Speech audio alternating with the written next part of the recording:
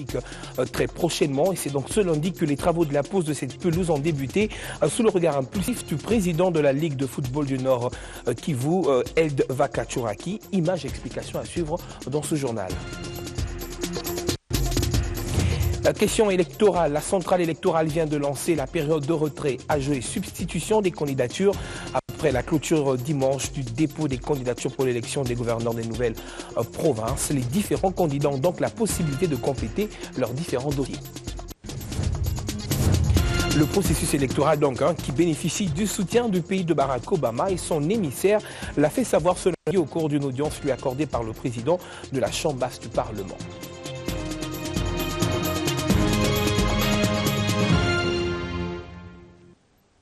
Bienvenue à tous. Processus électoral en République démocratique du Congo. L'envoyé spécial de Barack Obama dans la région des Grands Lacs a échangé ce lundi dans l'avant-midi avec le président de la Chambre basse du Parlement. Obeminako a reçu donc en audience Thomas Perillo des assurances donc lui fournies de la part des États-Unis quant à son apport pour l'aboutissement harmonieux et pacifique du dit processus déjà en cours. Voilà,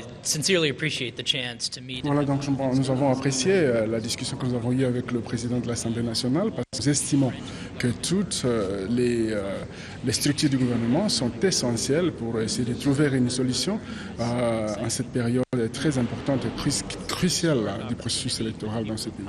Nous croyons que c'est une opportunité tout à fait importante et historique pour la population de la République démocratique du Congo qui a passé beaucoup d'années de guerre et je pense que maintenant l'occasion avec un moment de liberté limitée et je crois que maintenant l'occasion leur est offerte de pouvoir s'exprimer afin de décider la voie à suivre afin d'un avenir plus sûr et plus radieux et également penser au développement économique de leur pays. Nous croyons qu'il faut trouver une voie de sortie et nous savons qu'il y a eu quelques petits écarmouches avec quelques membres qui ont connu quelques problèmes par le passé, mais nous croyons qu'il faut que le pays trouve une voie de sortie et je pense qu'un dialogue, si elle est bien tenue, ce serait un moyen de trouver une bonne perspective afin d'organiser les élections dans les délais les plus constitutionnels. Et entre-temps, la centrale électorale a lancé le dimanche dernier la période de retrait, ajout et substitution des différentes candidatures après la clôture le dimanche dernier du dépôt des candidatures pour l'élection des gouverneurs et vice-gouverneurs des nouvelles entités. Durant cette période qui s'étale donc du 21 au 24 février prochain, les candidats ont la possibilité de compléter leurs différents dossiers. Suivez. La Commission électorale nationale indépendante informe l'opinion publique de la clôture ce samedi 20 février 2016 du dépôt des candidatures à l'élection des gouverneurs et vice-gouverneurs dans les 21 nouvelles provinces. Les données statistiques consolidées à ce jour se présentent de la manière suivante. Retrait des formulaires.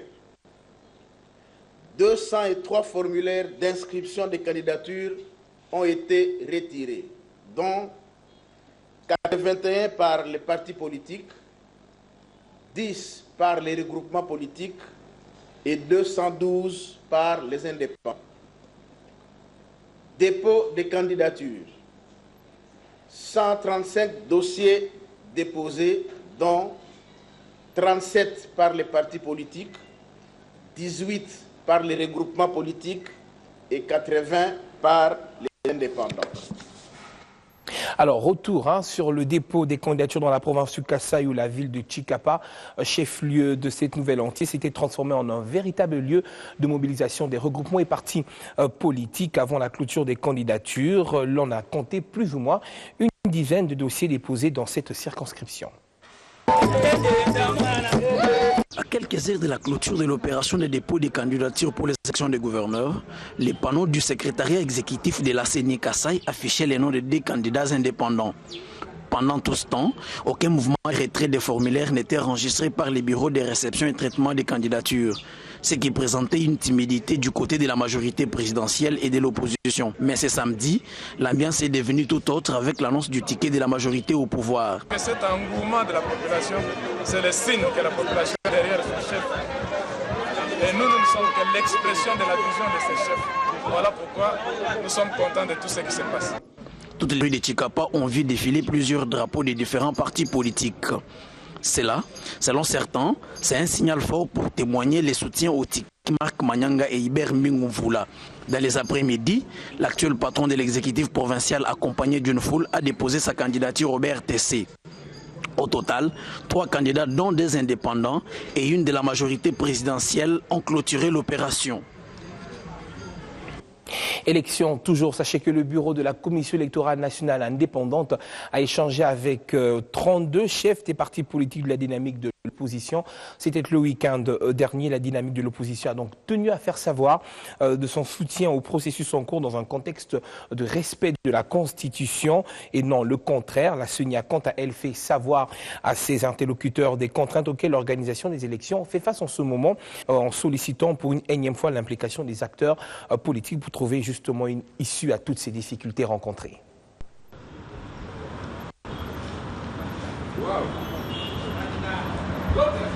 Dynamique de l'opposition politique, Commission électorale nationale indépendante, la rencontre s'est déroulée dans un climat de fraternité. Tout s'est traduit en échange sur l'évolution du processus électoral confronté aux multiples contraintes. Et pour arriver au rendez-vous des urnes, la dynamique de l'opposition réitère son soutien à la Commission électorale nationale indépendante, ceci conformément au respect de la Constitution. Tant que la CENI resterait dans la défense des acquis, des valeurs de la Constitution, nous allons demander à l'Assemblée de notre peuple de la soutenir. Mais une fois déviée, nous la combattrons autant que nécessaire. Mais l'exposé que le président de la CENI nous a fait tout à l'heure, tout le monde a constaté qu'il y avait beaucoup de parts de vérité. Mais nous devons réaffirmer ici que la CENI est un organe technique. Ce n'est pas un parti politique. C'est un organe technique. Nous avons le devoir et l'obligation de l'accompagner tant qu'il reste dans la ligne de la Constitution de la République. La CENI, à travers son président, dit toutes les vérités et les contraintes liées au processus. Et par la même occasion, cet organe d'appel à la démocratie a invité toutes les institutions impliquées à s'acquitter de leurs tâches. Nous leur avons présenté les questions qui dépendent de la CENI et pour lesquelles la CENI est en train de travailler. Nous leur avons dit aussi qu'il y a d'autres questions qui ne dépendent pas de la CENI, mais que ça dépend d'autres institutions. Et nous comptons sur l'appui de tout le monde pour que ces institutions s'exécutent. Et nous leur avons aussi dit qu'il y a aussi des questions qui dépendent des options politiques. Et que ça, ce n'est pas le travail de la CENI.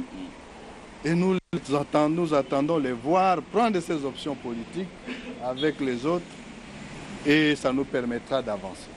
Ce n'est pas fini. La suite des consultations avec les parties prenantes se poursuit.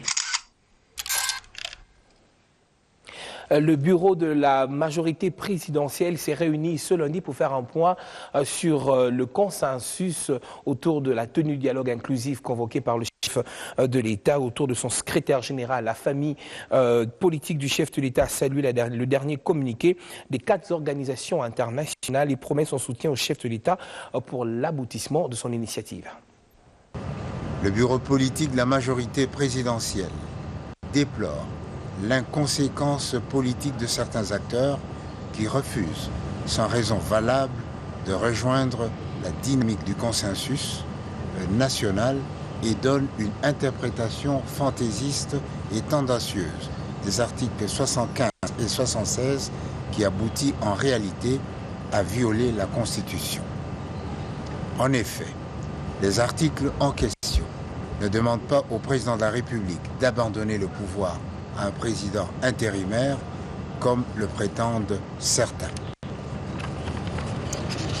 L'article 70 dispose, je cite, « À la fin de son mandat, le président de la République reste en fonction jusqu'à l'installation effective du nouveau président élu. » Bien plus, l'article 76 donne des précisions utiles quant à la vacance de la présidence de la République qui est déclarée par la Cour constitutionnelle saisie par le gouvernement et non par un groupe d'intérêts ou une association momentanée qui au risque de tomber sous le coup de l'article 64 qui dispose que toute tentative de renversement du régime constitutionnel constitue une infraction imprescriptible contre la nation et l'État.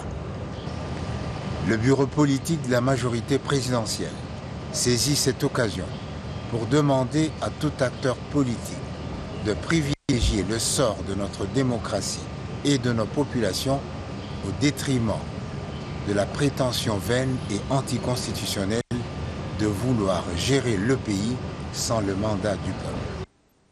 Et retenez que c'est ce lundi qu'a eu lieu au Palais de la Nation la présentation du plan stratégique national de la République démocratique du Congo. Avec ce plan, l'action gouvernementale ne devra donc plus répondre uniquement à l'appel des urgences, mais elle devra également s'inscrire dans le cadre d'un plan stratégique pluriannuel du développement du pays. Il est conçu par les experts congolais de la République démocratique du Congo avec le concours des Coréens et sa présentation a été faite par Néhémie Mouilania, directeur de cabinet du chef de l'État. Suivez.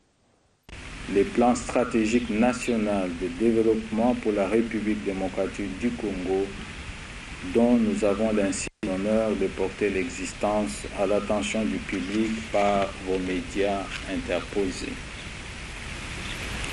Avec ces plans, l'action gouvernementale ne devra plus répondre uniquement à l'appel des urgences ou de la stabilité politique et économique, mais elle devra s'inscrire, comme l'a si bien précisé le chef de l'État lors de son dernier discours sur l'état de la nation, dans le cadre d'un plan stratégique pluriannuel de développement du pays. Retenez également que c'est ce lundi dans l'avant-midi que le nouvel ambassadeur de la République démocratique du Congo en Tanzanie a présenté sa lettre de créance au président tanzanien.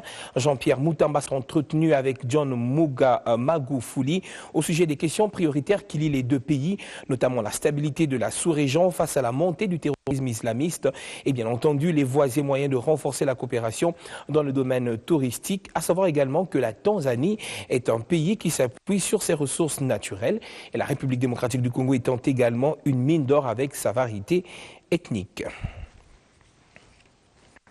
Autre chose, le boom démographique à Kinshasa, l'empiètement des emprises des routes sont là quelques facteurs qui favorisent la destruction de certaines chaussées dans la capitale. C'est là l'une des conclusions de la descente sur terrain ce lundi du ministre des ITP dans quelques avenues de la capitale. Frédéric Kasséchi s'y était rendu en visite d'inspection. Conçu pour abriter 600 000 habitants, Kinshasa en abrite aujourd'hui 12 millions. Sur le plan des infrastructures d'assainissement, le dépassement est visible après chaque grande pluie. Pour évaluer le déficit, le ministre en charge des travaux publics a fait une ronde de la ville en compagnie du ministre provincial des travaux publics de Kinshasa. Le verdict est sans appel après l'inspection des avenues Nyangwe, Bokassa, Flambeau ou Roi-Baudouin.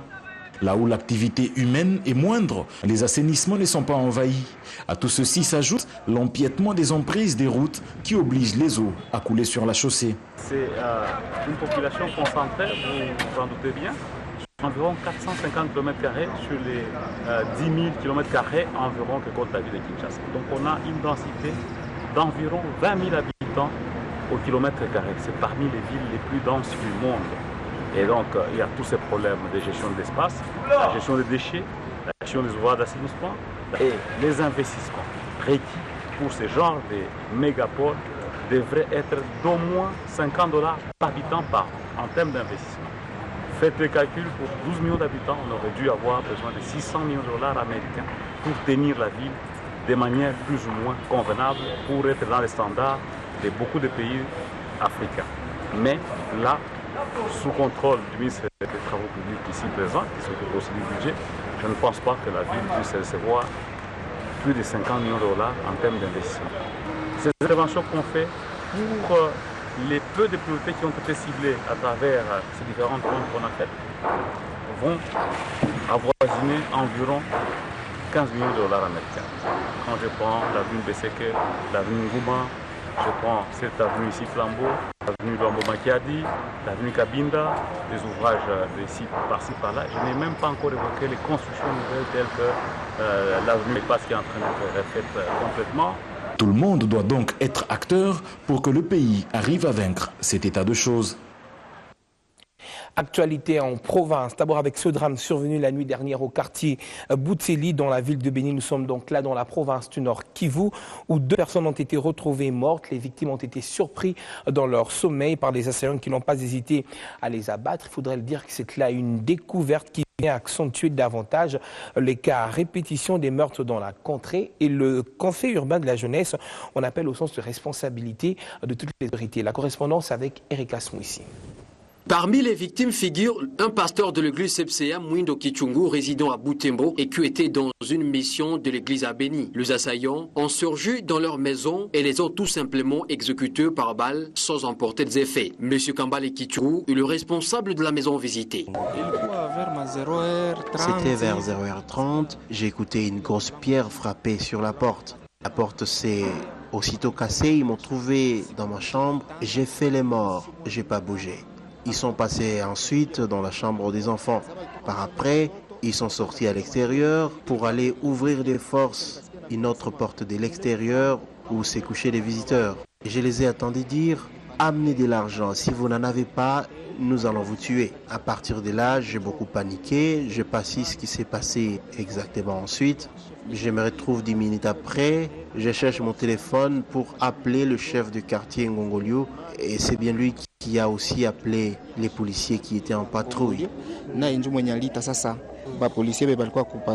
Quelques minutes après ces doubles assassinats, les conseils urbains de la jeunesse tapent du poing sur la table. Son président, Jumi Kamate Kioma, veut voir une mobilisation des autorités avant de se prendre en charge. Demandons aux autorités policières de faire leur travail ainsi qu'aux autorités militaires, surtout ceux qui sont chargés de la sécurisation de la ville de Béni, parce que nous en avons assez. Il n'y a pas de mesures efficaces. Nous allons demander à la jeunesse de nous autoprendre en charge. Les éléments des patrouilles sont arrivés sur le lieu du drame 1 heure après que les assaillants se soient retirés du lieu. C'est lundi matin, le maire de Béni a ordonné la mise des corps à la morgue de l'hôpital général de référence de Béni en attendant la poursuite des enquêtes.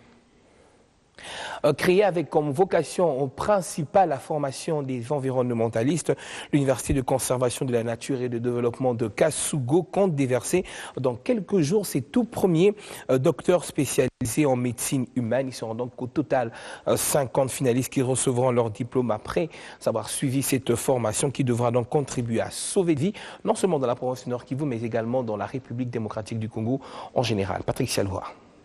Ils sont au total 50 finalistes en médecine qui prennent part à ces grands jurys depuis ce lundi. Un véritable motif de satisfaction pour les promoteurs de cette institution qui, au départ, en créant l'UCNDK, avait le but de former les environnementalistes de la région. Je suis très joyeux parce que créer l'UCNDK, qui est une université de la conservation de la nature,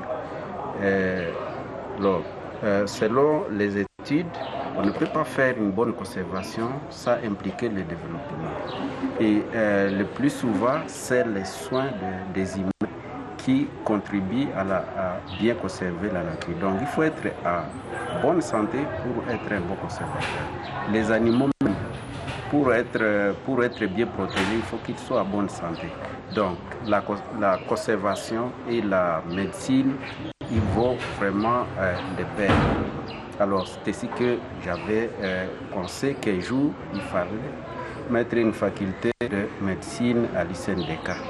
Ça a pris beaucoup de temps, ce n'était pas facile. Le ministère a compris qu'il fallait absolument qu'il y ait une faculté de médecine. Ils sont venus homologuer les diplômes. Les candidats qui vont être évalués sont déjà homologués. Celui qui réussit aura automatiquement son diplôme.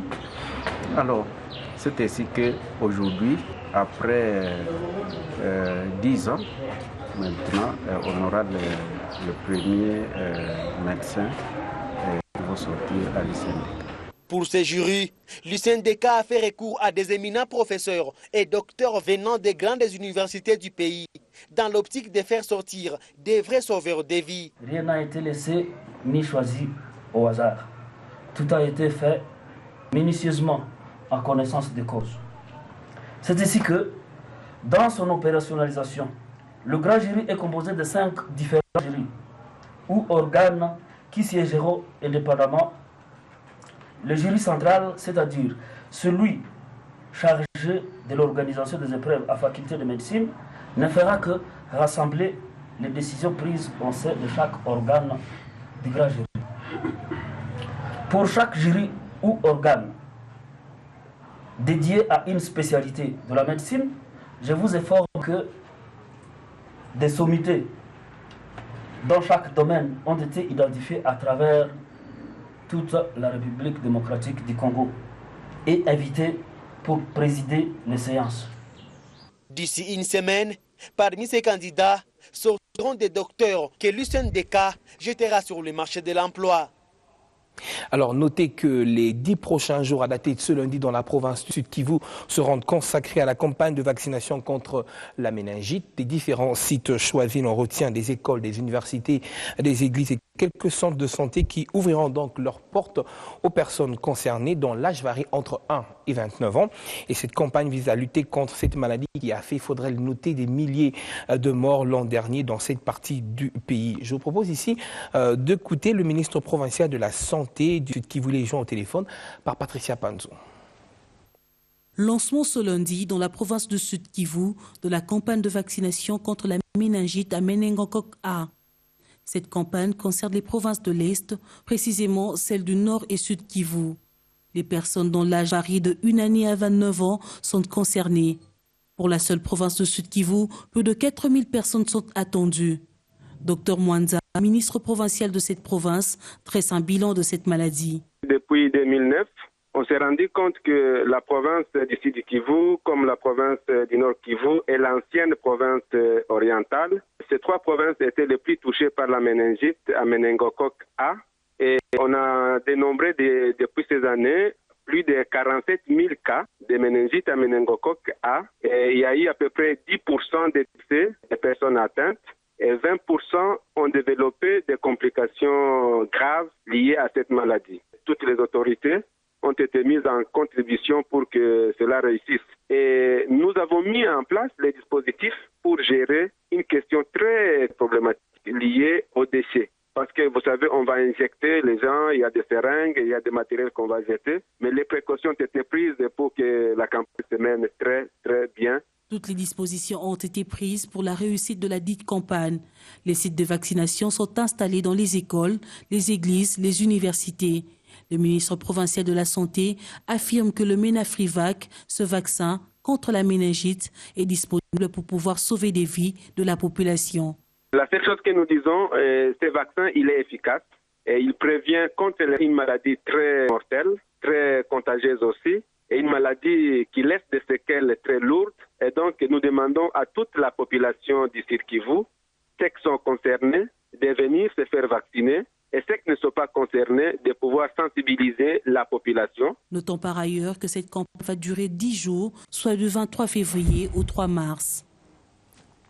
Je l'ai annoncé à l'ouverture de ce journal, cette première dans la ville de Goma. Bientôt, le chef-lieu du Nord-Kivu aura son stade avec une pelouse synthétique. Et c'est donc ce lundi, de l'avant-midi, que les travaux de la pose de cette pelouse ont débuté sous le regard impulsif du président de la Ligue de football du Nord-Kivu, Eld Vakachuraki. Selon le numéro 1 du football du Nord-Kivu, cette pause prendra 1 mois sans tenir compte des différentes perturbations de la météo. Ça s'appelle un ouf de soulagement pour les footballeurs du Nord-Kivu. Après travaux préliminaires, c'est parti depuis ce lundi avec les travaux de pose de la pelouse synthétique dans le stade de l'unité à Goma. Selon Eldeva Katuraki, président de la Ligue de football du Nord-Kivu, ces travaux dureront 1 mois sans des perturbations de la météo. On a commencé la pose de la pelouse synthétique et nous espérons que la pluie va nous épargner pendant un bon bout de temps pour que nous puissions terminer cette pause. Si il ne pleut pas, on va faire 1 mois pour terminer tous les travaux de l'aire de jeu. À en croire ce numéro 1 du foot au Nord-Kivu, aussitôt les travaux finis, ce stade sera remis en activité, mais pas pour les play-offs du championnat national. Il faut l'affirmer parce que vous savez qu'il y a des travaux de dégradés qu'il faut terminer, il y a les 2 toilettes qu'il faut terminer et les travaux d'assainissement. Et malheureusement, ce n'est pas nous qui détenons la clé pour que ces travaux aient lieu. Nous serons obligés de nous rabattre au gouvernement provincial et nous espérons que cette fois-ci, ils vont intervenir. Je vous ai dit que la pelouse va prendre 30 jours. Ce qui va faire à ce qu'il ne soit pas utilisé, c'est seulement les travaux d'entretien et de finissage des gradins. Alors, retour à Kinshasa cette fois-ci en volleyball avec la 3e journée du championnat de la ville de Kinshasa qui s'est clôturée le dimanche dernier au terrain annexe du stade des Martyrs. En version masculine, FT a eu raison de Free Boys 3-7-0, même score réalisé par Espoir face à Zénital. Par contre, chez les dames, un seul résultat au marquoir, le DSMP a perdu devant le volleyball club La Loi 3-7-2. Le premier match de ce jour est masculin. Il a opposé l'équipe de la force terrestre de la RDC à Free Boys qui perd le match en 3-7-0. Le deuxième affrontement est remporté par le volleyball club Espoir qui n'a pas permis à la toute jeune équipe de Zénital le temps de s'offrir 9-15-7. On a essayé de jouer et puis de corriger et pour nous peut-être de préparer notre compétition africaine. Pour le capitaine de Zénital, perdre devant Espoir est une évidence. Mais l'important était de réaliser les points obtenus en chaque set. C'était pas facile, c'est quand même une équipe expérimentée de très haut niveau. Mais on a quand même essayé de faire quelque chose. Quand bien même nous sommes une nouvelle équipe qui vient de voir le jour, mais nous avons quand même fait quelque chose à notre niveau.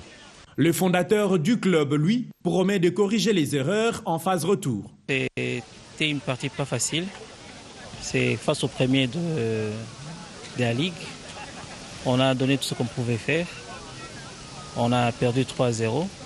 C'est une partie remise, mais le championnat continue.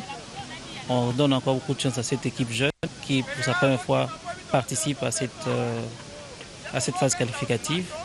Et nous espérons faire mieux à la prochaine rencontre. Le troisième et le dernier match de version masculine a été gagné par Olympique Club de Kinshasa 3-7-1 devant la Garde républicaine, 26-24 au premier set, 25-18 au deuxième set, puis 25-17 au quatrième set. La Garde républicaine n'a remporté que le troisième set, 25-22.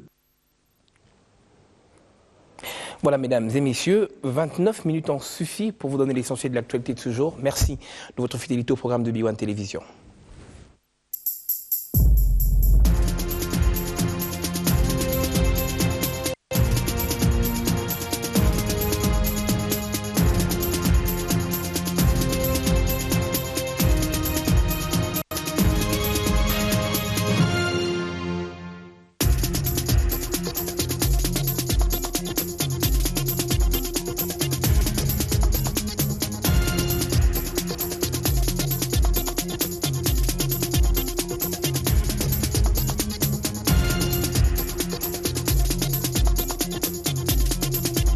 Mesdames et messieurs, bienvenue dans l'univers interactif de Western Union.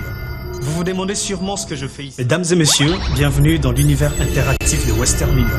Vous vous demandez sûrement ce que je fais ici au lieu de me rendre dans une agence. C'est tout simplement parce que j'ai trouvé un autre moyen d'envoyer de l'argent à mes proches ou d'en recevoir, malgré mes horaires qui ne me permettent pas toujours de me rendre en agence. Désormais, j'effectue mes transferts Western Union grâce à la banque en ligne de EcoBank, soit à partir de mon ordinateur, de ma tablette ou de mon téléphone.